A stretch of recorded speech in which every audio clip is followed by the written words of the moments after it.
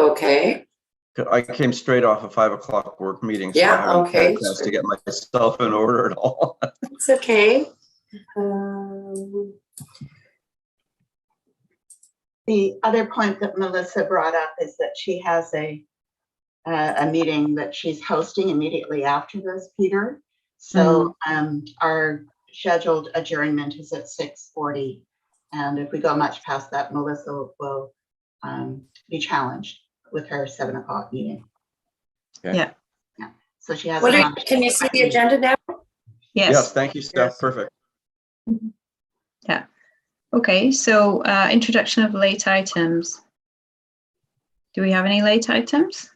The one late item is the, we can put it down at 7.2 other business, the Islands Trust. The Heritage Grant? And yeah. Okay. So does anybody have any amendments to the agenda?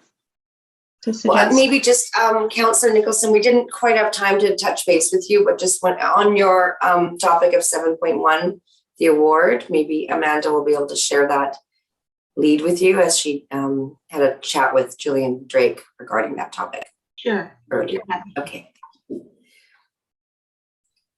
So motion to approve the agenda as amended. Yeah. Seconder? Could someone second? You want to do your first second? Does Okay. Peter seconding? And all in favour? Aye. Thanks. Okay, adoption of the minutes. Does anybody have any amendments to the minutes? Not hearing any, so could I have a motion to approve the minutes, please? Moved. Thanks, Maureen, and a second. It's kind of down to you, Peter. To be honest, I haven't had a chance to read the minutes. Okay, well, then I guess I'll second. Can I do that? Yeah. And those in favour? Just me and Maureen. Okay. I'm just going to move this out of the way. Next, public comment. And I don't think we have any members of the public. No. So, Are you still looking at the agenda? yeah. Oh, Okay. I am. Peter, do you still need the agenda? If it's Probably okay. does. We can just leave it there for now. Can I do that? Sorry. No, that's blurry. Hmm. That's better. Action items from the previous meeting. I didn't print that off, actually. I only printed off the agenda. Here we go. So, number 1, Councillor Nicholson circulate the National Park literature regarding the history of Bowen Island, which was in the agenda package.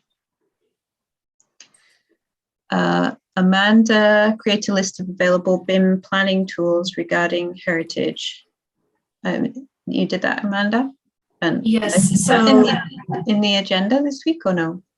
that was actually provided in the Google Doc that was shared with Oh, me yes. prior to this meeting.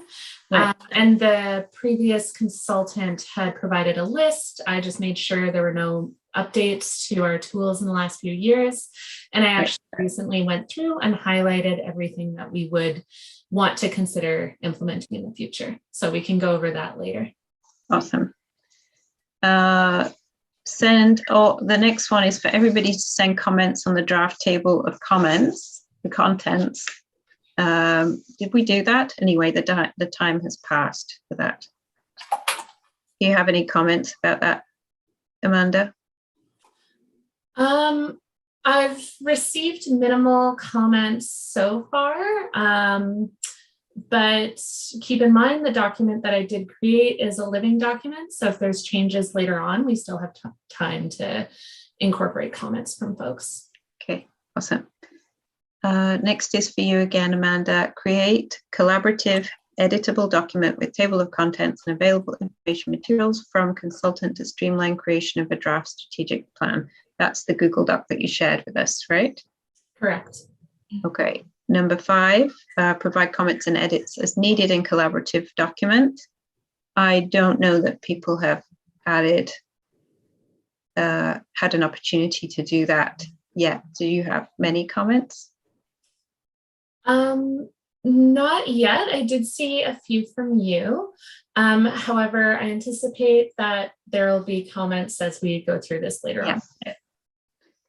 And then the last one is for you again, Amanda. It seems like it was a very Amanda-heavy action item list. Include existing draft list of heritage values in a collaborative document so it can be edited and built on. And I saw that that was in there. Correct. Okay, so I think all of those we can check. Thank you, Steph. And if we could also provide the Google Doc link to Helen, she wouldn't have seen any of this. Yeah. Okay. Do you mind if I unshare for a moment so I can do that work, Peter, while you give your update? Yeah, so the next item on the agenda, 5.1, is the Davies Orchard site visit with Metro Vancouver representatives. And Peter, you were leading that report, I think. Yes, and now it's been so long ago. I know, it feels like a long time ago. Starting to forget the details in the last month has been just such a blur work-wise. So we had the tour. There were the two representatives of Metro Parks, and their names I'm not recalling now because I'm really bad at names. Jeff Fitzpatrick and Lydia, his last name I forget. Okay. Lydia Jeff Lozano. and Lydia. Yeah. And right, so we did a tour of the cottages. We actually even went into one of the cottages that Union Steamships, Rondi's Union Steamships had restored, and took a look at how things look inside. Key issues that arose during the tour relate to the current proposals in terms of what to do with the cottages, and of course one of the big ones is Metro's proposal to demolish a fifth cottage.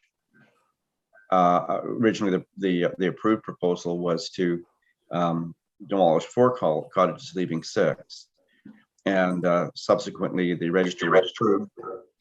So the fifth cottage that is proposed to be demolished is now on the register. So that also creates a precedent as well. And so there was some discussion about that cottage, and the other discussion was around whether the parking needed to be located where they were planning to put it, which is kind of along the edge of the north edge of the property. Here at my directions, right north, immediately backing on the back of the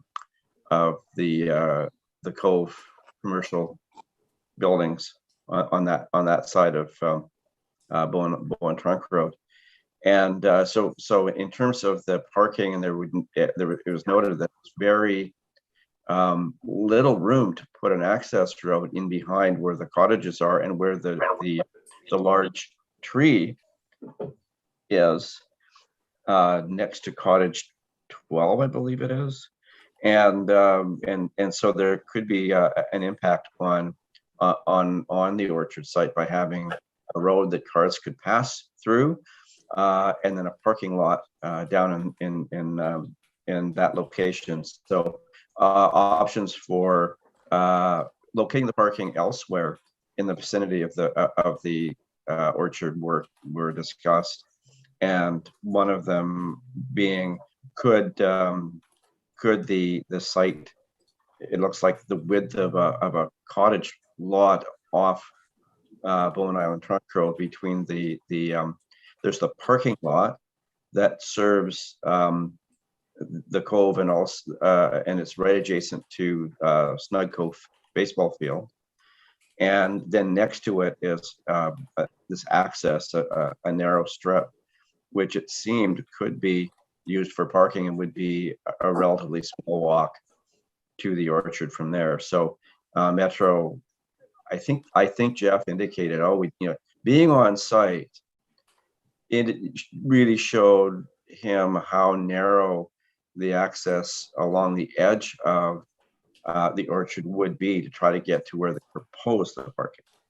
And they were looking at, so they said they would look at our proposals and other possible locations for parking that wouldn't be the same as what they currently propose. So I guess we're still waiting back from something from Jeff regarding looking at, there were some, I don't remember all the issues, but they were looking into some issues regarding the dimensions of that strip of land between the parking and the next cottage over, privately owned cottage. So that was one of the issues. And then the other issue again was the proposed demolition of cottage number 5. And one of the things that in a side conversation I had with Jeff as we were walking to one of Rondi's leased cottages was I was saying, could we have copies of the studies that were done, the study that was done prior to the approval of the existing plan, and then what was the study that was done with regard to, especially with regard to cottage number 5 and the tree that apparently is being impacted by cottage 5, cottage 12, and the tree that's being impacted immediately behind the cottage, because the claim is that that cottage number 12 is in a bad location. It's impacting the health of the tree. It's sitting on the roots, and there's some interesting questions that this raises. One, why weren't the issues around the health of the tree highlighted in the previous report that was a foundation for the previous plan? That's number one. And number two, what has changed since then? What additional data or analysis was done to show that cottage number 12 needed to be demolished or wasn't structurally sound enough to be retained? And the answer from Jeff was there is no other study. Just one day, a staff member, I'm not sure what their status was, an engineer or something, came on site and basically looked at the cottage and said, "Oh, yeah, it's got to go," and no further analysis. So it raises a really interesting question of how a casual comment by staff at Metro Parks could change a plan that was agreed, which was done through public process, through approval of council, and then subsequent inclusion on a register, and nothing technical that adds anything to what we'd seen previously. So that was quite concerning and quite enlightening, actually, to have that admission from Jeff Fitzpatrick. And so, without going on much further, it just raises the issue of, I believe Jeff committed to having further discussion on options of how one could deal with that cottage and what options might be without short of demolition, and some of the things that Melissa and I have talked about could include under the new Metro Parks guidelines for the role that heritage structures play on a site. There is a new category in the policy, which is I'm trying to remember the word now, more of Melissa, do you remember the word for that? It was like a presentation building, or basically it's a structure that you don't go in or use, so it doesn't have to be upgraded to be safe for people to be inside. It's upgraded to a level that shows what it looked like from the outside. People can look at it, but that does leave the door open when there's budget to come back and spend additional funds if desired to upgrade it fully for for a use, should an appropriate use be found as well. So it just bides time to do that. The other option could be, is it feasible to move the cottage so that it does it to another, to the footprint of one of the other cottages that was demolished, because the cottages are identical in design, and so that it wouldn't impact the roots of the significant tree that's right behind it. And those are only two of a number of other possible options, but I believe Jeff has agreed to at least entertain ideas and some brainstorming as to what could happen. Did I miss anything, Melissa? Not that I can think of. I guess one of my hopes for the meeting was to impress upon Jeff that closer consultation with Bowen Islanders would lead to an outcome that better meets their objectives through getting information from people who are perhaps more familiar with the area and what bears on the area. And I felt that maybe that was the case. I know, Maureen, did you want to talk about your conversation? Sure. Subsequent conversation? Sure. And you remember Melissa and I got together after the tour of the orchard, and the purpose was to summarize some of the conversation that had taken place, and to get that back to Jeff and to Lydia. So I had a phone meeting with Jeff last week and checked in on a number of points. One specific point, Peter, that you didn't mention regarding the parking was there was a question of whether that strip adjacent to the Renison parking lot and the private home, whether that actually was Metro property. And he was able to confirm that indeed it was Metro land, and that they hadn't been aware of that at the time that they were thinking through the parking. So I went through a number of points that we had talked about during the tour, and afterwards with Melissa and I, concerning the picnic shelters and the very numerous paths and so forth that were being proposed.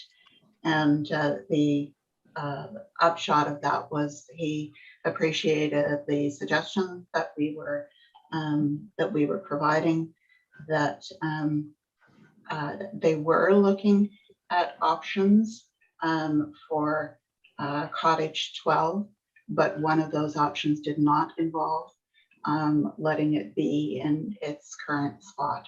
That decision is made. And I'm sorry that I wasn't aware of the side conversation that you'd had with Jeff. So I didn't know that you, at the time I met with him, I didn't know that you were expecting something specific to come back. So I really can't speak to that at this point.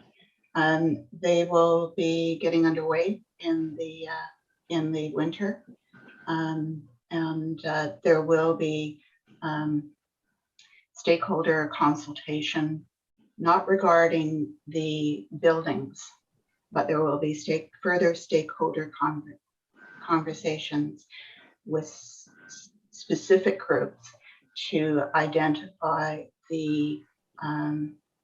to refine the landscape design and to refine the uses of the cottages. So that is still to come.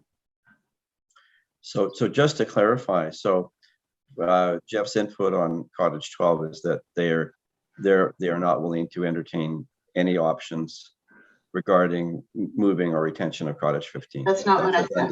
That's not what I said. What I said was that they are not prepared to let that cottage remain where it is. Where it is, okay.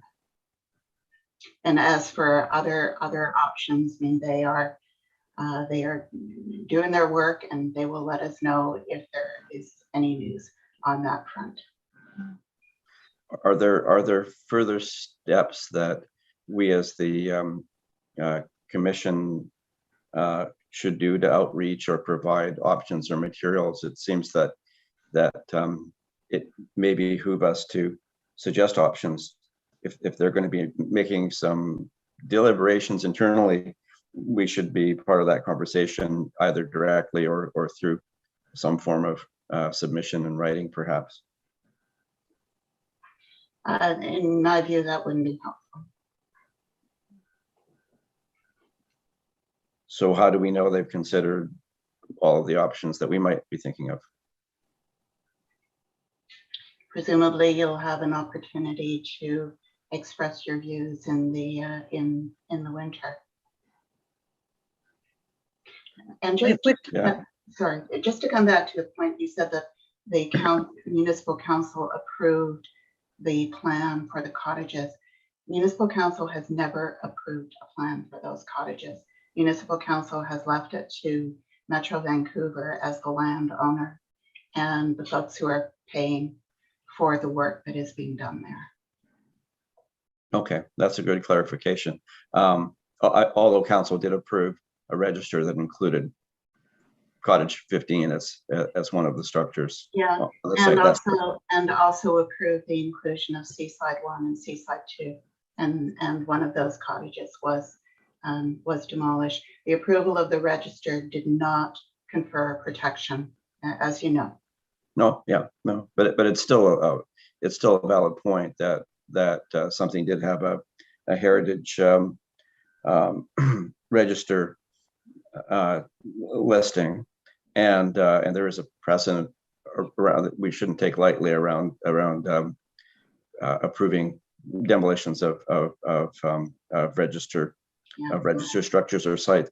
But I'm just curious what your sense is, Maureen, about why you feel that it wouldn't be helpful for us to try to provide helpful input to the decision around options around Cottage 15. Are you saying that it could hurt, or they wouldn't be well received, or be really help to understand what you're thinking on that? At this point, they are not welcoming further feedback. They are welcoming feedback on use, and they are welcoming feedback on the landscape design. I always felt that there's always been an aspect of cost for them, which I totally understand. And I've always felt like that they're thinking about that cost in isolation, whereas there could be, just as an example of one of the things that they might be helpful to talk to us about, that there may be possibilities that we could fundraise or think of other ways of supporting the cost of restoration. It seems a bit odd that conversation's been taking place without input from the people who know the cottages best. Good night. Sarah Haxby. Hello, can you hear me? Yes. Okay. Yeah, Sarah Haxby had a meeting yesterday with Lydia and Paul from Metro, and I could give a whole report on that in the next section where it says updates if you want, or I could just say to you, Melissa, that they told Sarah they have the grant money for refurbing the cottages. Right. They have the finances. Okay. Mm-hmm. So, but not for that specific cottage. No. The funding that they have is for the three. Yeah.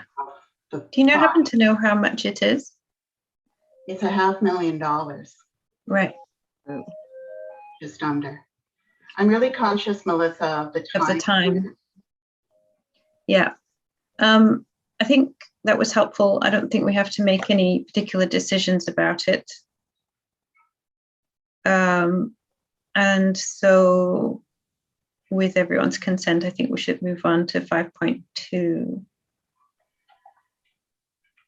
I should say that I'm inclined as a member of the public to send something to Jeff in a spirit of being helpful, if the commission doesn't feel that it would be positive to send something, I still feel like, and this isn't around input in the sense of a stakeholder input, but just in the sense of, here's to recap some of the ideas that we had and why we think that it might be useful to consider it. We know that it's a decision that you have to make, but just wanted to make sure that that the ideas were noted from their part, and it's intended to be helpful, not adversarial. Mhm. That was the whole purpose of the meeting in the orchard. But unless there's something that summarizes some of the conversation that was had, those things can be so easily forgotten or missed, or, oh, we don't remember having that conversation, or, well, I don't recall that, or whatever. It would have been nice to have known, or if somebody who said something before we made our decision. That would have been an interesting option to pursue, but that somehow fell through the cracks. I'm sorry, I don't follow. What do you mean? What I mean is trying to be helpful, Maureen. So we had a meeting in the orchard with Jeff and Lydia. A number of things were orally said. Suggestions were made as to possible ways forward, and it would be easy for some of those verbal things to fall through the cracks. And so later, if a solution to the future of Cottage 15 was not found, and a final decision to be made, you could easily be in a situation where someone like Jeff would say, "Oh, I don't remember that decision being made," and if that had been written down or communicated to us in some way, we might have considered it. So I'm just questioning why we need to be entirely silent now and wait for them to come back. There's an opportunity here to at least get those ideas on a piece of paper and to Jeff, so they don't fall through the cracks. That's what I'm saying. Okay, well, 2 points. One is, personally, I have no objection at all. She is sending forward, as a member of the public, correspondence to Jeff and Lydia. The second point is that Metro Vancouver has communicated to council their intentions regarding the Davies orchard. And that communication occurred prior to our meeting in the orchard. So at the time that we went to the orchard, their intention to take down that cottage and to work with the remaining cottages had already been stated in writing to council. And we as a commission were aware of that. So if we went into the discussion at the orchard with the sense that we were negotiating something, we were not paying attention to what Metro Vancouver Parks had already sent to council. So my reply to that would be, we as a commission advise council. We don't represent council and don't purport to represent council, but we do have a role in providing information and input on things, and it's not advocacy or it's not contradicting what council said. It's just we're an advisory group, and we're seeking to provide any input that we can that might help move things forward. I think that's fair. Okay. I'd like to move on in the agenda.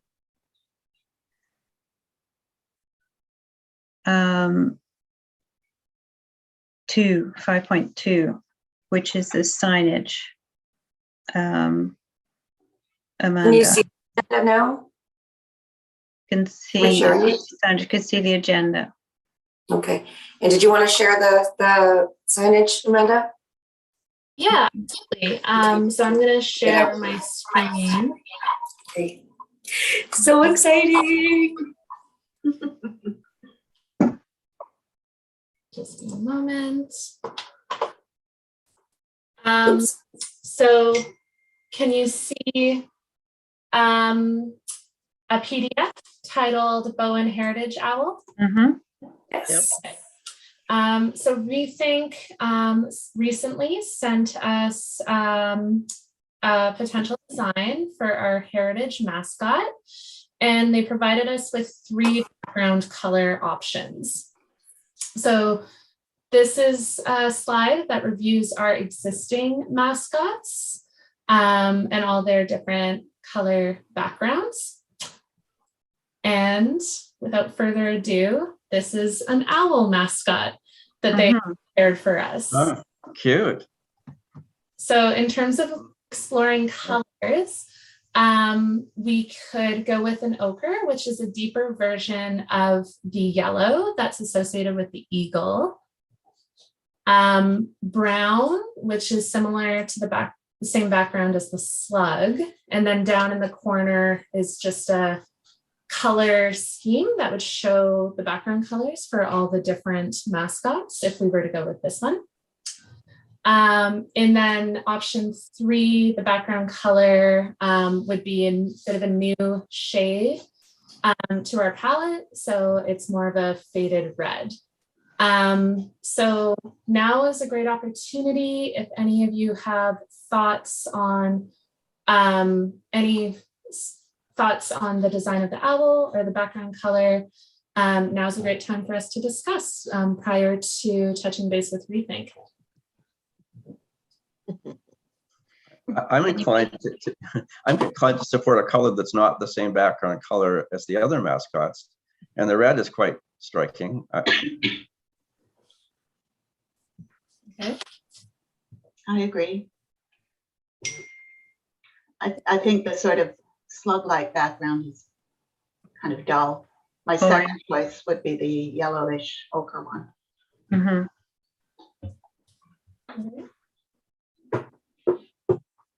What do the rest of you think? Helen? Can you show me the green? We don't have a green, the Or you close don't have a green? brown. Oh, okay.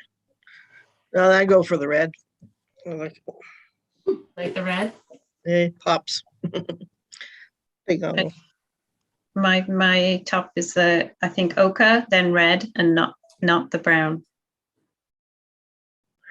Helen, just so you know, this is for like any heritage signage or heritage, any materials that we print. Right. Okay.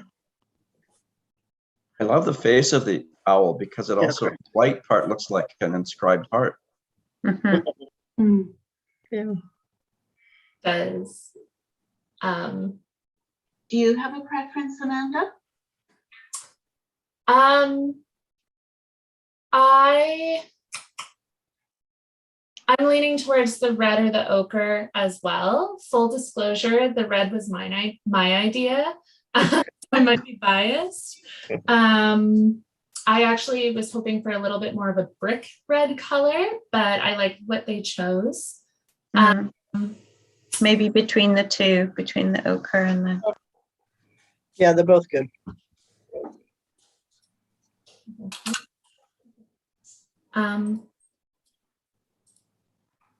And Helen, remind me, did you like the red the most out of the options? Red first, ochre second, so I'm happy with ochre too. Okay. Sounds good. So what I'm hearing is that there's, I think, one more person in favor of red than ochre, but I'm also hearing that ochre is a really strong second option if we decide to go for that.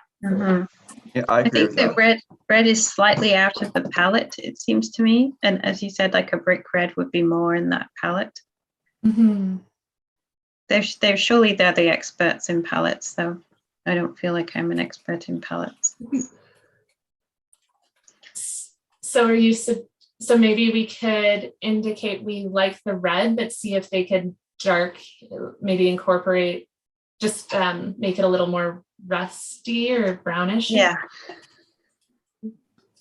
And then if they all can say, oh gosh, no, we listen to them because this is what they do. Yeah. I was curious about just the symbolism of the owl. So I went looking at what does it mean in different cultures. I wanted to make sure we wouldn't be inadvertently putting our foot in it. And based on what I found, no, it's a quite safe choice, and that it's associated with wisdom, obviously, and also being a messenger of sorts. And I really like the notion of it being a messenger, sort of between the past and the present. So what I found just reassured that it for heritage, it was a good choice. And something I can do is confirm with Rethink as to whether they would write a little bit of a biography for this mascot. I know they've done that for other mascots. They give, I think Steph might be able to correct me here, but they write a bit of a description of each of our mascots, or they have in the past. So the messenger idea might be something that if they have time to do that for this one, doing all of this pro bono, maybe they can consider incorporating that. Yeah, I can send a link to the brand guidelines page where they flesh out the characters. I'll put it on the chat. Sounds good. So maybe, I believe this was linked in the agenda, but maybe if anyone has any thoughts overnight or in the next 2 business days about the owl, I can wait to respond to Rethink until Monday, if folks think that might be a good idea. Or Sorry, what was the question? I was distracted by an email. sorry about that. So I can respond to Rethink with our notes about the color background, as well as the idea of the owl being a messenger. But what I could do is put that on my Monday to-do list. And that way, if anyone has any aha moments after the meeting, they have time to email me before I get back to the firm. Yeah, I think that makes sense. Nicely done, Amanda. And Steph getting this from Rethink. Yeah, and Sophie, even though she has a lot on her plate right now, she has been the intermediary between us and Rethink. So yeah, we definitely, we're gracious to her and Rethink for this. Okay. Does anyone else have any quick notes on the owl? No. Okay. And then I did just want to let you know that my hope is to have a rough template of heritage signage prior to the 17th. And I can circulate that over email. If it's not ready by the 17th, it might have to wait until the new year. Okay, that would be lovely. Thank you. I wonder, Steph, can you just take a note of that and put it on the to-dos just so we can keep track? Okay, awesome. Thank you very much, everyone who's contributed to that. Let's move on to the strategic plan.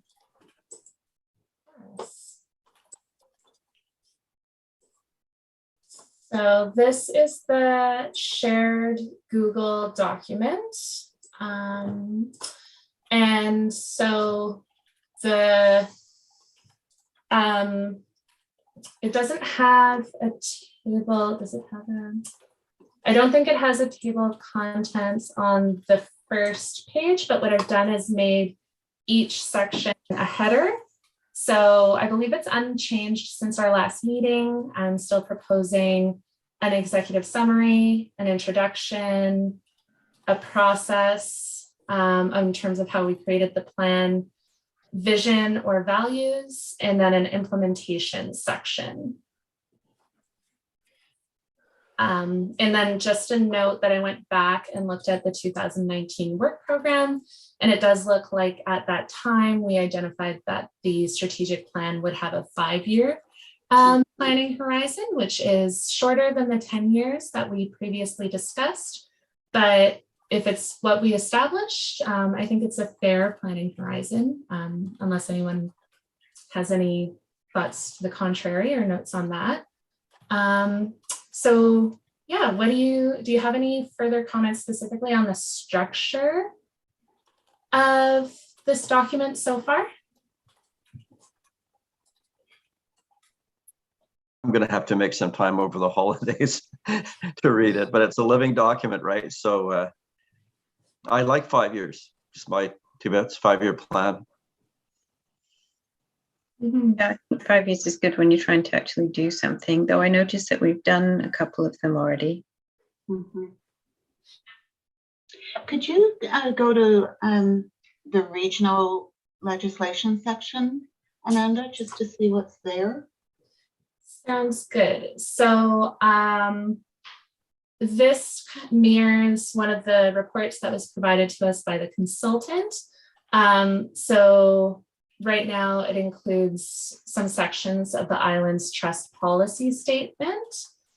And then there's just a little, and this was again in the original report, but there's just mention of Metro Vancouver owning Crippen Park. Which we don't need to keep that in there if we don't want to. However, I think the island's trust policy statements are good to include either within the body of the document or as an appendix. Okay. There may be some more recent heritage material from Metro. I'll take a look for that, because that's just descriptive rather than policy per se. Yeah, I agree. Yeah, I'm pretty sure I've seen more content than that specifically on Crippen.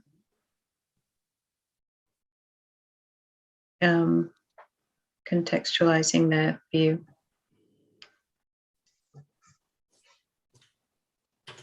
And also there's the new policy that they shared about buildings and sites.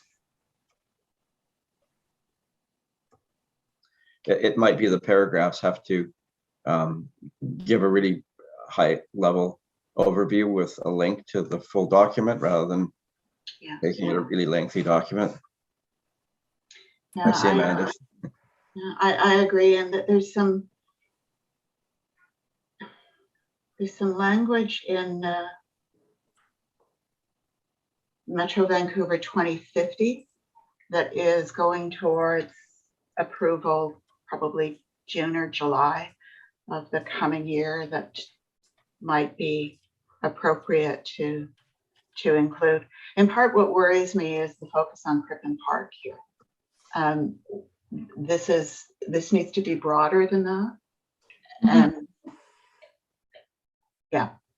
Anyway, yes, a lot of the local and obviously Metro stuff is focused on the orchard cottages basically, and on that heritage. I think that points to a weakness, that an existing weakness in the OCP with respect to heritage. It mostly is focused on the orchard cottages. Yeah. And that's something that should be one of our strategic planning goals. Yeah. Is to update that and improve it. The IT stuff is pretty generic.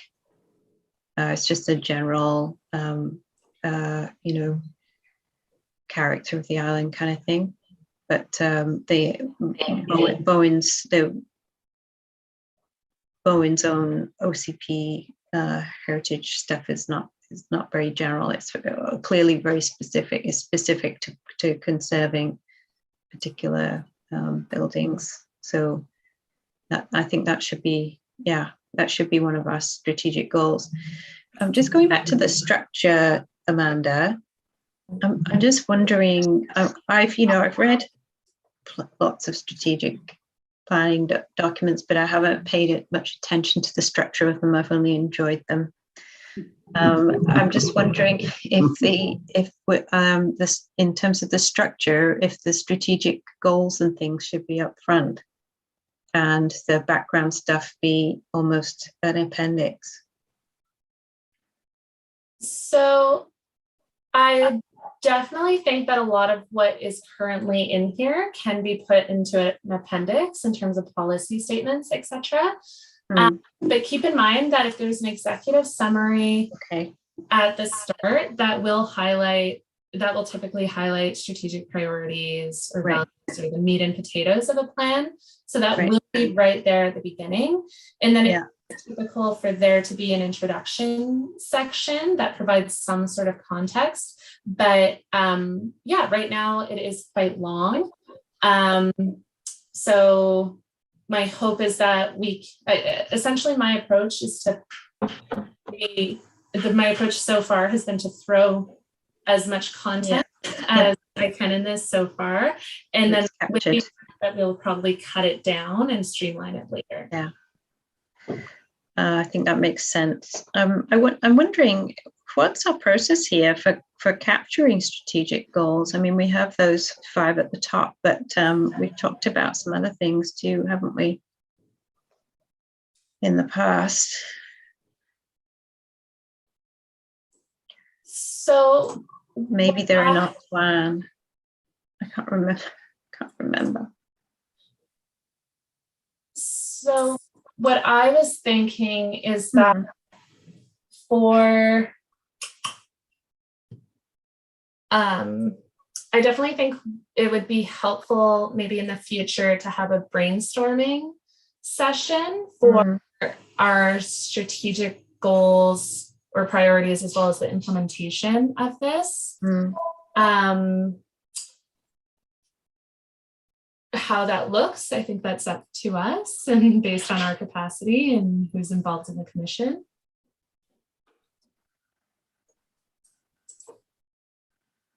We had that workshop, didn't we?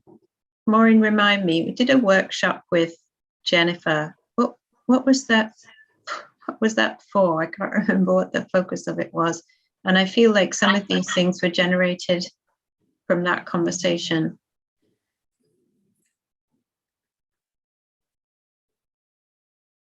I think it was for us to review the work that we had done with Don Luxton and make sure that we actually understood it going forward. So it should be informing what we have here.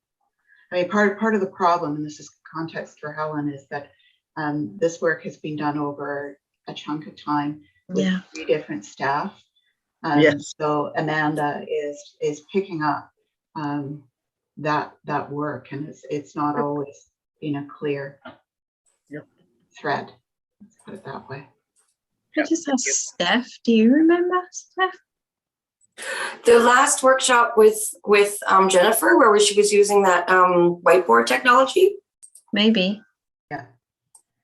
Yeah, there was a great timeline work plan, and that was what we double dipped into council, I think, was part of that. And would you want me to pull up that document? Yeah, do you have it? Would that be helpful? Yeah. Okay, let me try to find it. I'm not sure if it would, can I just say, I'm not sure it would be helpful. Okay. I don't think so. Peter's comment was he needed time over the break to sort of immerse himself in this again. And Adam's comment was, we need a brainstorming session. Yeah. So I wonder if we should do that. Sorry, Maureen. Go ahead. Well, I was just going to say, maybe our next meeting, if we meet, the next meeting we have could be that session. I can't remember what we were planning to do, but we could do that. So the next meeting would have been quite Heritage Week planning. Oh, yeah. So that's January, right? We need to meet in January. It won't take long though. Okay, so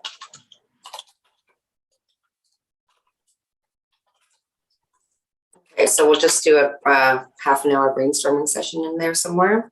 Yeah, and we can gather all up. I have a feeling that we've done this thinking. I'm hoping it's captured somewhere. If you could circulate that document, if you can find it, Steph, I'd be really grateful. And hopefully we can figure that out by the next meeting. And keep working on this document that Amanda's produced, which is looking awesome. Thank you, Amanda. The other thing that we need is a timeline for producing this, or else it's going to drag on. Yeah. And we've talked about making sure that it gets done in the 6 months or so before we go into summer break, and then you're going to have a new council on your hands. If we want to be sure that we have a heritage strategic plan, that work just really needs to be mapped out. You know, draft one, revision, draft two, wrap it up, get it to council. I totally agree with Maureen, with you, Maureen, on that. And as we always say, these are living documents, and they can be. So, you know, a mentor of mine once told me the 90% rule. And you've got 90%, you can sweat the 10% later. So what I'll commit to do, though, is I'll do a read through over the holidays when I've got some time, and I'll also reference the whiteboard stuff from the previous session, so that and in my read, what I'll try to do is to try to, you know, I love editing, so I can do that, but also with an eye of what's missing. Because a brainstorming session can be way more focused if you know precisely what you still need the answers on. And it's not like something like values isn't something it's only things I could suggest. I'm not the person that, you know, we all collectively have to put those values in. So I try to read for questions or comments where we still need stuff, and we can go on that. And then using that other stuff, I'm not having to make it up out of my head. We had a workshop over it. So yeah. Awesome. Is that what you need for now, Amanda? That's more than enough. Although on the agenda, I am supposed to discuss heritage values as well as planning tools and policies. I am happy to go over those briefly now. Or we can recognize that those are in this document, and maybe we can move on to the next item. What would the chairs and committee or in commission prefer?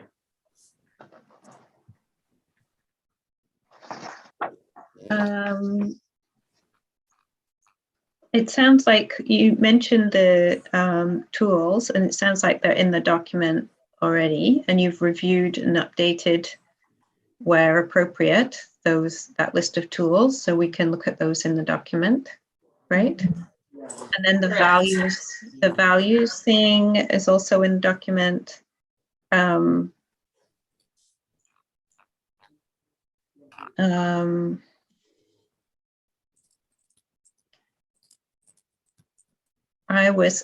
asked where these came from. I've forgotten where these came from, this particular list.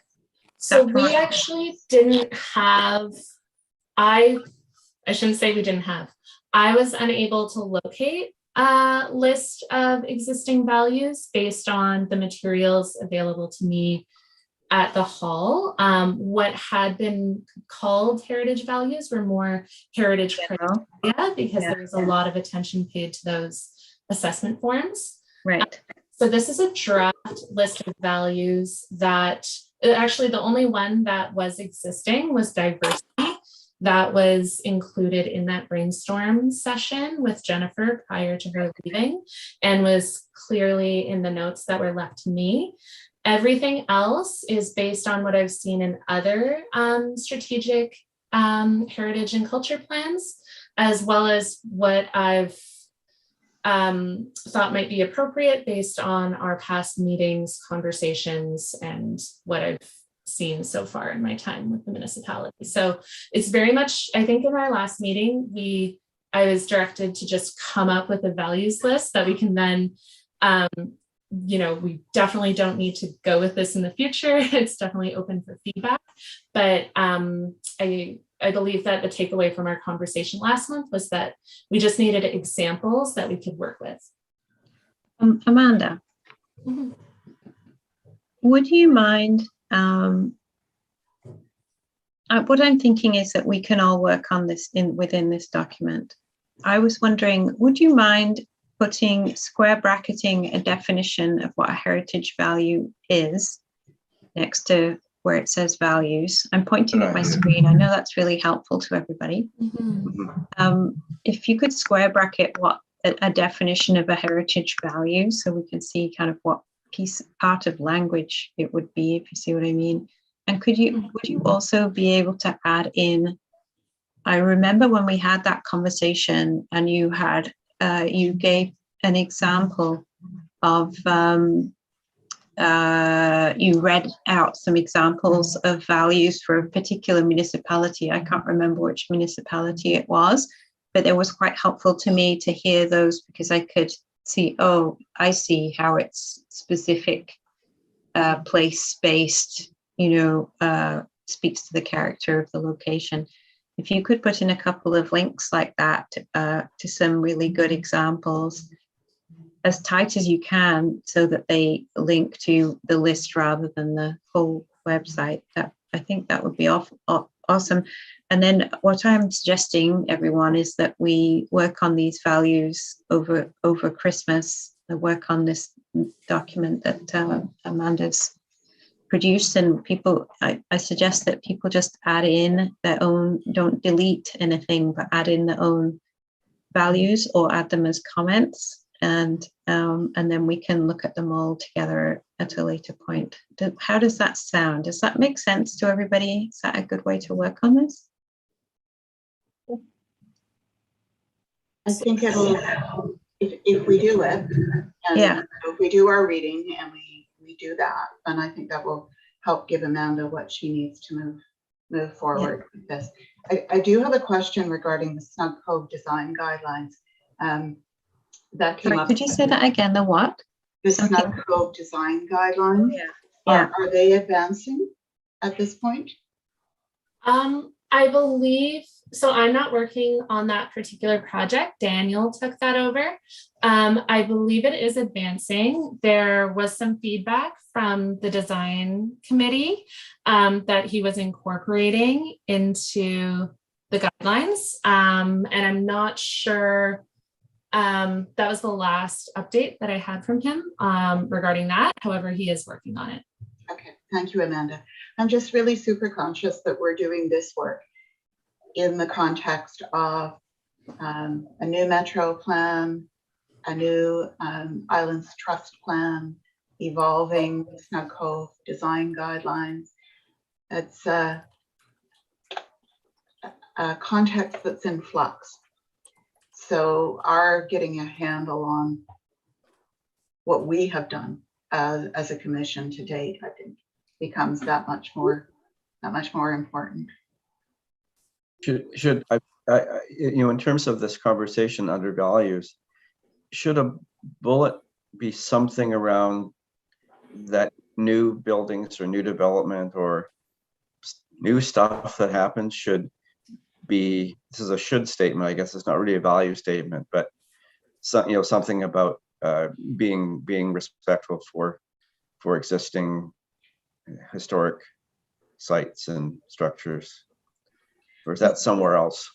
To some extent, that's, and correct me if I'm wrong, Amanda, to some extent, that's what the Snug Cove design guidelines are about. And I don't know how much they are being modified from what they currently are. And crudely put, it means that there is an arts and crafts design theme that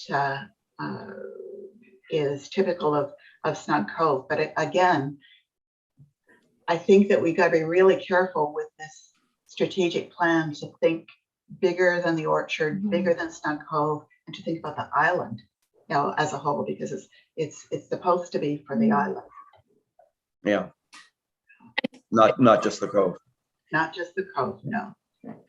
I have a couple red flags that I just under the values. One is the term under the second bullet is non-dominant history, I don't know the correct or appropriate term to be using. I'm wondering if underrepresented might be better. And do we mention Aboriginal, because we are in a reconciliation period. So I just thought I would flag that one. I don't have the answer, but I just thought I would flag that.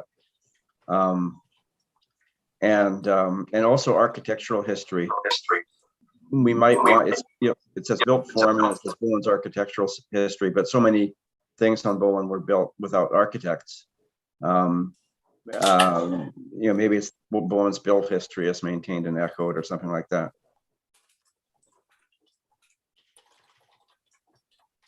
Okay. Anyway. We'll say that I do think that built form or some other wording for built form might capture maybe what we were trying to get at earlier in terms of maintaining structures. But yeah, that's a good point that, a lot of building on Bowen was maybe a little bit ad hoc or wasn't done by professional architectures, and that's worth preserving. So yeah, thank you. Do you have any other notes about the values so far, Peter or anyone? I guess I do, and I'm not sure exactly how to put it, but it has to do with evolving. That heritage evolves. There is a time when something is created or becomes important, and it has heritage value going forward. So I think that is important to capture as a value. Otherwise, what we're doing is we're making statements that are about preserving the past only. And I think that when you're talking, for instance, about cultural heritage, a cultural heritage has both that preservation and the evolution and the looking forward aspect to it. Does that make sense? I'm not sure how to put it. I think the definition of heritage that I found when I was looking at these things is that it's something that you're preserving for the future, which includes the present, right? Yeah. Mm-hmm. I think that, Maureen, I've heard people kind of get at a similar idea to what you're saying by using the term living histories. And I think that's really good food for thought, and we can see if we can incorporate that. I definitely think that might be a better value to have there than tourism, for example, which I think has more to do, as Melissa pointed out, might have more to do with our context and our past, or about recreational value. history. It may be something. I'm glad Maureen, you brought this up. It may be statements something around heritage has value for the past, present, and future, and it relates also to the use of structures. So because, well, for example, in the cottage, many of the cottages will or some of them will have partitions removed so they can be used as gathering spaces, and so it reflects that heritage adapts, and heritage continues to be a value in the future. Otherwise, you're saying nothing can change, and then it can't be used, and then if it can't be used, maybe it falls down. So so you can add to things. The library has been added to sensitively over time. So something that, Amanda, that captures that heritage is a value for past, present, and future. And I was just going to say, you were saying that these things the other things are criteria, and in the form that we were working on developing, that had criteria in it too. Do we not need to get a list of criteria together? We have that in the assessment form. Yeah, but where does it evolve?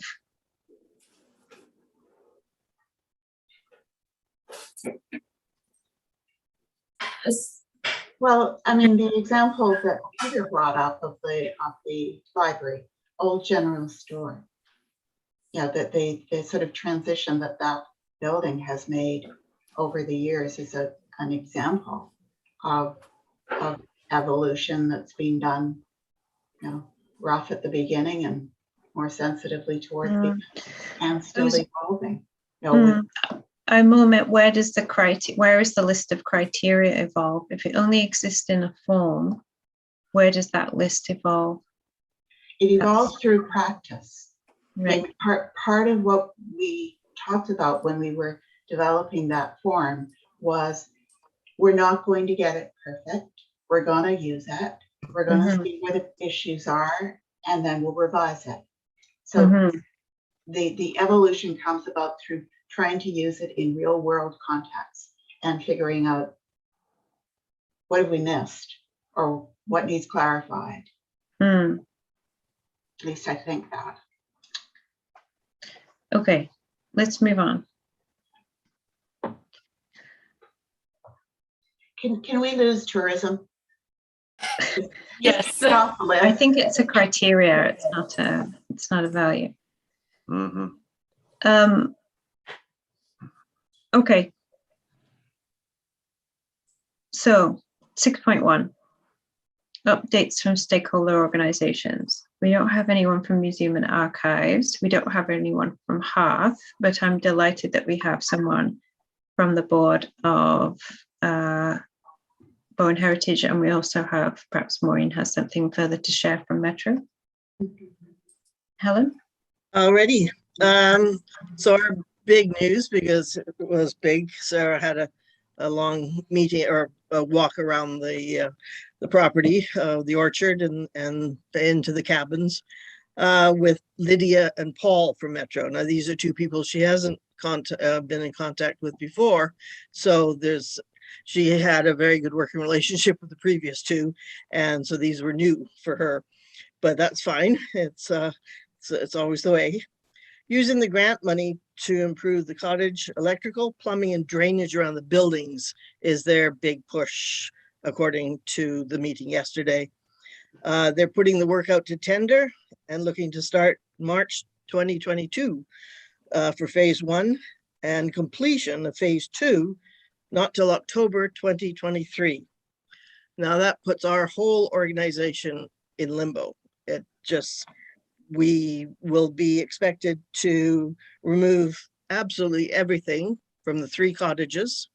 They will provide a C-can metal storage container, which will not be adequate for all our beddings and our museum works, all the books, all the archival things that we have stuffed in all drawers and on the beds and in the museum itself. But this is something that's she got the distinct impression not negotiable. She was hoping they could give us till the end of March to do it, just for the weather-wise, and we'd have spring break to get some help, physical help, to take everything out of those 3 cottages. So we will be in a huge transition here. And because of the last 2 years of not being able to have any of our fundraisers, our coffers are pretty bare. We just finished paying off the insurance last week, and that's left us with very little in our bank account.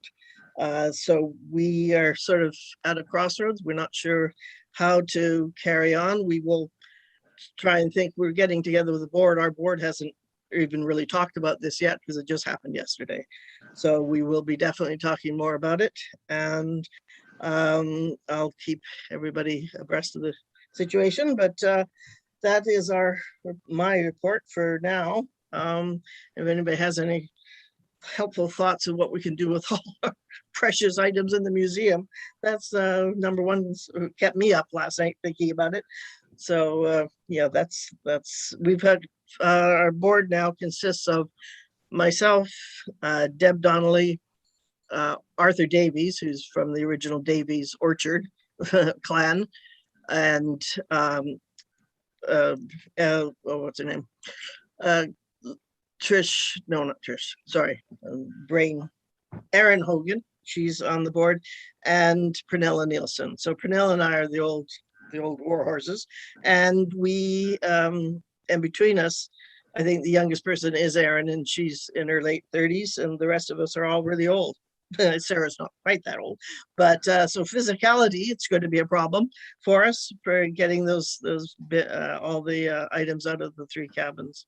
It sounds like they're going to have the whole road dug up into the orchard because they're replacing the water mains, or they're working on the water mains and the septics. I didn't know anything about what you were talking about, Peter, about the road and putting in planning or parking. They did say they want us to dig up the whole garden behind the office to take any plants we want, because I assume that's what they're talking about there. With you're going to park cars behind the office. I'm not sure. So it's certainly a work in progress. And that's any questions? I'll stop there. When did they say you have to have everything out of the 3 cottages, Helen? February. End of February. So yeah, the 3 coldest months to do it in. Yet, yeah. It's a pretty tight timeline.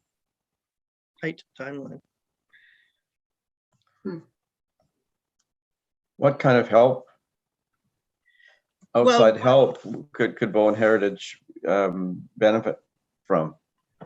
Well, I guess we're going to need proper storage boxes. We're going to need moving items. We're going to need the help to do it. To actually move anything we can move into the bin that's not going to get moldy. I will need. They did say they might have some staff time for us, but I'm not sure how much. Just moving furniture. We're an old crew, but we're also going to have to look at funding, because we're going to need some funding. Well, just to carry on. We have paid up the insurance, as I said, for the year, but the following year we won't have enough for the insurance if we don't have any fundraisers. So, and it's pretty hard to do our fundraisers. Because they're involve pies and things that you're not supposed to sell at COVID. So we're a bit scuppered at the moment, but we're fighting for it. So This is very hard news for you.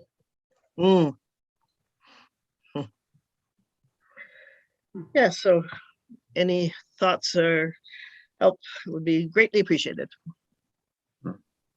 It sounds like the container, you're saying the containers, that the container they're offering isn't appropriate. It sounds like it's not, you probably need something that wouldn't be damp or moldy or that kind of thing. We definitely could do with one that you could, have a small light bulb or 2 or something that'll keep the temperature not from freezing and not from letting the mold. Sure, because yeah, I'm not sure, Steph. I don't know when it arrives. We haven't been told that yet. But we are going to, as a board, get together and we'll send them off a little note saying, we are going to plead for, could we do it at the end of March? Just give us another month, just for the weather to get a little better and maybe have a few more things in place, because it's pretty hard to pull anything together over Christmas, as well we know. I'm sure the island would be able to muster up some strong arms to do the actual moving. The packing, of course, has to be done by you guys. Yes, yeah. No, and we're fine with that. We can handle putting everything in boxes, but just the worry of the very fragile items that we have, and keeping them safe. So we can. Where are they going to put the container? Not sure that either. I mean, if it was down closer to the museum, right behind Rondi's, then there might be one of his cabins there. He's got the 2 there. Plug in somewhere, or make use of his electricity, because it sounds like when they're doing the work, there'll be no electricity in any of the cabins. They'll be working on it, taking it all out, redoing it, and the plumbing.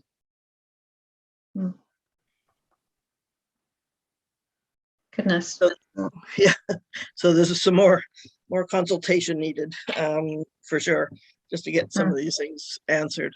Yeah, good to hear. I'd certainly be willing to help with lifting. stuff like that. Thank you. I will ask at the municipality and see if there are any ideas there. Right. Mostly in terms of space. I don't think, I think people would help. I mean, that I don't think you have to worry about, but it's just more the appropriate space. Yes. Yes. Yeah. Nice, secure, dry place. It would be lovely. Mm. And if I get any feedback that is helpful for you, I will let you know as soon as possible. Thank you, Maureen. Yeah.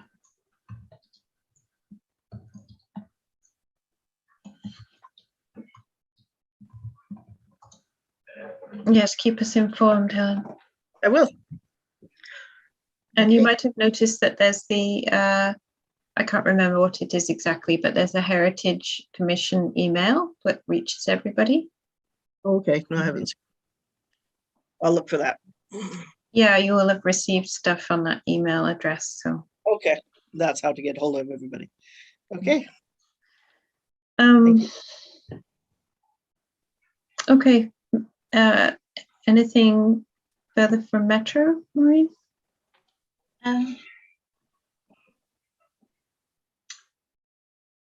No, probably nothing that's helpful at this point. I think my brain is just full of Helen's report at the moment.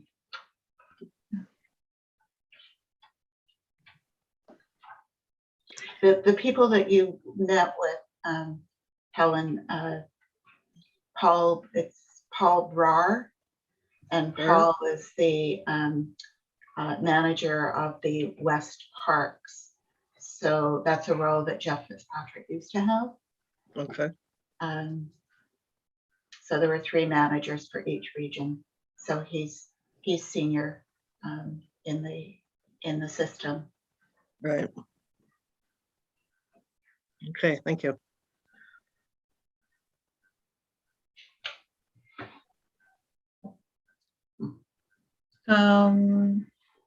Okay. The next item is the Heritage Commission Work Plan and Budget Request Update.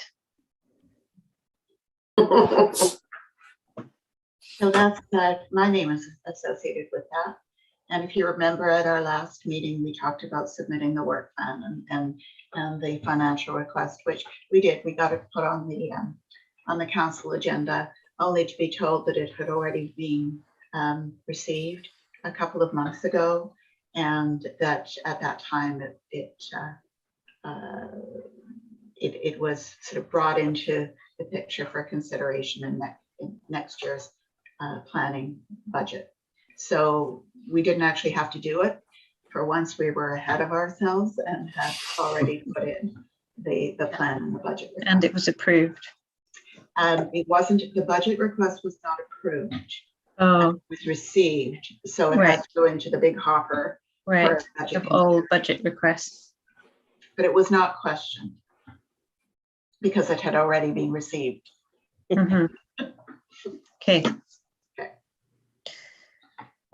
Next is new business, 7.1 Heritage Week and Gateway Project. Is that there for me? Yes. Well, so it was your idea to introduce the idea of the award for the Gateway Project. And then Amanda and Julian and I discussed that today. So maybe Amanda can speak to that discussion. Does that work? Yes. Sure. Yeah. Okay. So as we were going through the application requirements, we realized that for the stream, that might make sense for the Gateway mural.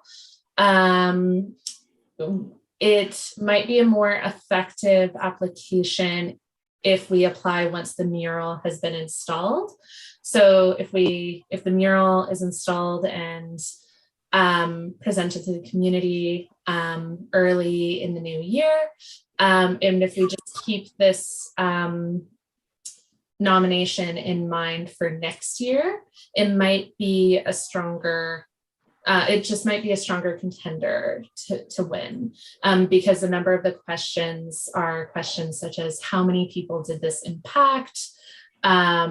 So that was an idea that we had. And then I think there was another award that's on my radar that I think I'll discuss in the next item. And there's a possible award we could apply to through Islands Trust. And that could actually, that's a monetary award that could potentially help us with some of the engagement that I think we had planned on doing next year. So I think it could make sense to prioritize an award with funding attached rather than a nomination. But of course, that's up for consideration. Okay, maybe I could just backtrack a little because I think there's some folks here aren't going to know what the mural is. So they I can show it if you want. Oh, sure. Yeah, please. Yeah. Okay. So this is the mural that has been. I think Helen knows what it is. Helen knows what it is. Yeah. So it's been undertaken under the sponsorship of the Public Art Advisory Committee. There are 3 artists. Sarah Haxby's one, Davies, and Paula Love. The work is complete. It is really beautiful. There is some final prep that needs to be, oh, you're making us dizzy, that needs to be done. So all of that work is not on our plate as a Heritage Commission. It's being done by the artists, and the Public Art Advisory Committee is involved. Where this originated, so we've got a couple of threads here. Where this originated is that there is discussion ongoing in the Public Art Committee about the launch of the mural, when it's installed, what kind of event we're going to have. And it sounds as though that discussion is moving at the moment and will be revisited at the next Public Art Committee. The question to the Heritage Commission at that time was, would we be interested in participating in the launch and also potentially financially supporting that launch to some extent through our Heritage Week funding? Because where we had left the discussion was that the mural would be launched on Family Day, which is the first day of Heritage Week. So I'm not quite sure what more to say at this point to the Heritage Commission, because it sounds as though the Public Art Advisory Committee needs to talk a little bit more. So anyway, these are the beautiful, beautiful panels that have been produced. Sarah did the coordination. It is really stunning. And this is for your info. There may be a request that comes back to us depending on when this launch lands. And then the other thing that was being mentioned is an award specifically for heritage stuff. And that's where Amanda sort of picked up that discussion. So keep them distinct. There's the mural and potential support through if it's taking place in Heritage Week, and another bucket of money that comes from the Islands Trust that provides that award. And it's up to, if I'm remembering correctly, Amanda, $5,000. Do you recall? I don't recall. I've been looking at quite a few different heritage grants in the last month.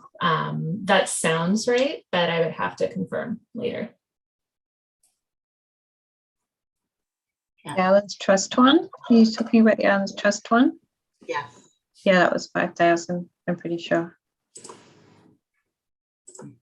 They're really cute. So heritage is represented in some of the issues, images. I mean, aside from a lot of natural heritage, but the Causeway Bridge is in there, and the Seaside Cottage. Sorry. And then That. yeah. Yeah. So it looks like these are already painted and they'll be affixed to or these mock-ups of what will be painted directly on. They're done. They're done, so they'll be fixed, right? They're being weatherproofed. Yeah, very nice. And there's some Aboriginal motifs in there as well, which is part of the heritage we want to be inclusive of. So that's there as well. Is it a different artist doing each one? I see.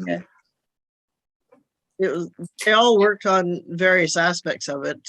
They could be 3 of them or 4 of them on one panel, because Sarah brought in various groups, some children to work on it and some other people to do little bits. So they're all the names I've been seeing as you're going through the individuals, all the names attached to people that have actually put paintbrush to the picture. So yeah, it's a real community effort. Will this run the full length of the lock block? No, I believe so. No? no, it won't run the full length, but the bulk of it. It'll be seen by when the application asks about the impact in terms of like how many people it impacted. I guess potentially all of the residents and visitors that come off and off the ferry every day, 360 days of the year. It's a big number. Mhm.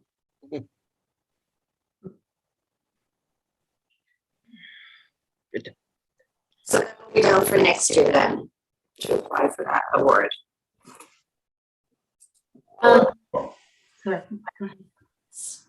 Steph, just to clarify, there were 2 different awards. There's the Heritage BC nomination where the mural might be a good contender for that. But then there's the Islands Trust grants and aid, which we can talk about in a few moments. That would be, yeah, completely separate. So to clarify, the Heritage BC award has no monetary benefit attached to it, but it's just an award. It's an award. Which is great. I'm not cutting it down for that. It's like a trophy. A merit rather than a financial award. Yeah. Yeah. And then, the deadline's January 14th. So next year we can see how many people this project has impacted.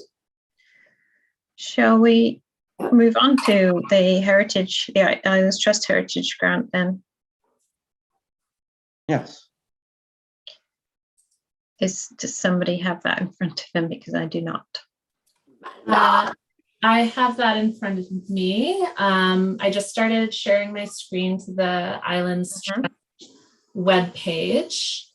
And so what's interesting about this grant application is it is fairly straightforward and broad. So it funds initiatives that contribute to the conservation of the Islands Trust area's history and heritage. Individuals, groups, organizations, First Nations communities, or members or agencies may apply. Successful grant applicants will receive funding for activities or projects that do one or more of the following. Such as expanding knowledge about the history and or heritage of the Islands Trust area, or increasing public awareness, understanding and or appreciation of the history and or heritage of the Islands Trust area, including cultural heritage, and or contribute to the understanding of Indigenous peoples on the island. And the applications are accepted at any point. And I'm wondering if it might be a good idea to possibly apply for this grant. And if we attain it, if it could then be, I'm not sure if the timing would work out, but I think I'm seeking some clarification over some of that budget that we had allocated for Indigenous community consultation for the strategic plan. Is that something that we were hoping to do in the first half of next year? To enact that part of the plan, you mean?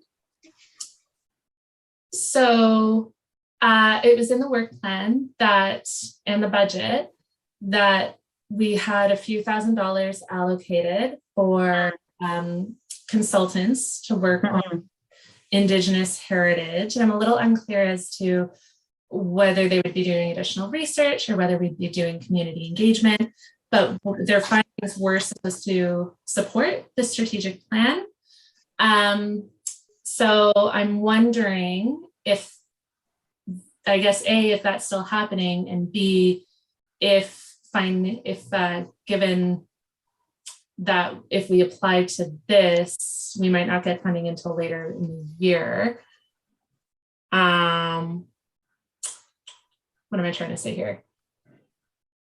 I just wanted to check in and see if this is a grant I should apply to now, or if it's something we could wait and just keep in mind for that could possibly help fund future initiatives if we do find that we're a little bit short in our budget. Yeah, I can't think of anything in particular that we would apply for. I mean, I can see that the mural people might want to apply for it, but that's not really our department. And I can't think of anything in that we have that's kind of shovel ready that we could apply for right now.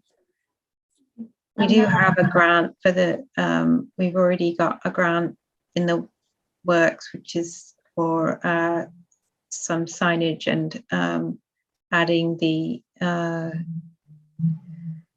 heritage register to the existing heritage trail app thing. And that still needs to be, we already need to do that. I don't think that we have anything else that we're ready to do. So I don't think it's something that we can really think about applying for. But I haven't read the full criteria, but it seems to me that the mural may be something that could apply for that. I assume they already have all their funding. Maureen? Yeah, the mural project is fully funded at this point. It's not clear to me that municipalities can apply for this grant. Mm-hmm. And if you scroll down a little bit, Amanda, yeah, just keep going. Okay, so the previously approved grants and aid, this gives you some sense of the amount of money that they expend. This is a very small program, Mm-hmm. and it's gone to a couple of the islands in the Islands Trust. Nothing's come to the municipality or to Bowen Island organizations in the past. And I think somewhere in here it did say something like $5,000. The mural project is fully funded. We've got a request in to fully fund our activities in the coming year. If anything, I think our role as a Heritage Commission would be to get the word out to other encourage others to apply. Yeah, including Bowen Heritage, because 5K could really give you a leg up there, Helen. There would it'd probably have to be for a project, but still. And then people like the people who made that film, the the shadow puppets, like projects like that would probably be. Really the third bullet point in terms of criteria, again, if you go up, there we go. Keep going, please. Yeah, the last point: conserve heritage properties, cultural heritage areas, or preserve and protect archaeological locations. You could potentially make that argument. You've got all of this material, and you need some help. Help to preserve it while construction is happening. Yes, exactly. Okay. That's so. My takeaways from that is we know about this grant now for information. We can keep it in mind. Perhaps a component of the strategic plan could be making explicit that one of our priorities or actions might be spreading awareness about funding opportunities that we know about. And I can follow up over email in terms of any other questions I have about the strategic planning. So I think that's everything from me right now. I have just an idea, Amanda, about the Heritage Award. And I think I agree we're better positioned on the mural to wait until next year. But I'm wondering, we have completed and council has adopted a heritage register. And as far as I know, we're one of maybe only the second island community, if any, to have adopted a heritage register. And maybe we put forward our heritage register as an application for an award. Municipalities qualify, do they not? Why not get recognized? And then we can say our heritage register, we can say to Bowenians, our register won a heritage award.